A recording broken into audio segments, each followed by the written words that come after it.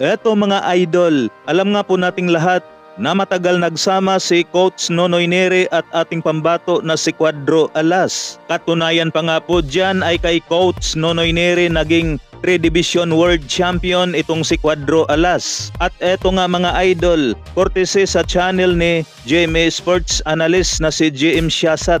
At dito nga ay nagsalita si Coach Nonoy Neri tungkol ito sa naging performance ni Cuadro Alas sa kanyang laban kontra kay Yukinori Ogoni. Unang-una nga po ang concern ng dating coach kay Cuadro Alas na dapat daw ay kumuha ito ng conditioning coach at head coach. At natanong nga po itong si Coach Nonoy Neri ni GM Siasat na dapat bang alisin o palitan itong si Kuya Lods Jason Casimiro. Sagot naman ni Nonoy Neri mga idol, di naman daw kailangan na alisin si Kuya Lods o Jason Casimiro dahil magkapatid nga po yan, pero dapat daw ay may head coach at conditioning coach. So yan po ang concern ni Nonoy Neri sa Team Cuadro Alas. Sa kabila nga po ng lahat na may kanya-kanya ng tinatahak si Coach Nonoy Neri at Cuadro Alas Casimiro. Naniniwala pa rin si Coach Nonoy Neri na maibalik ni Cuadro Alas ang kanyang matinding galawan, which is sinabi na rin naman yan ni Cuadro Alas na magkakaroon ito ng conditioning coach. So abangan natin yan mga idol. Samantala, ito naman ang nakuha nating video clips. Dating katman ni Cuadro Alas na si Stephen Lunas. Nagsalita na nga po ito mga idol. Ito medyo may pagka-personal ito mga idol. Pero dahil kumalat na rin naman sa social media, kaya naman ay kayo na po bahala makinig dito sa video clips na ito mula kay Stephen Lunas. Alam mo paano nakipaglaban ng golem dati sa'yo? Alam mo yan. Come on.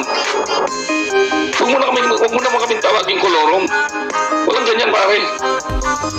Alam mo yan, member ko ng golem. Ma'am Rachel, member ng golem. Kunimuel. Lahat kami nakapaglaban, Coach Ricky.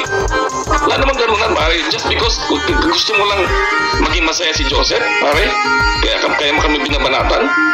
Walang ganun pare. Alam nang dati nga nagme-message pa sa akin yung mama mo sa akin, papasalamat sa mga tulong namin. Nagme-message sa akin si Ate Linda. Alam ng buong pamilya niyo pare kung paano kami tumulong.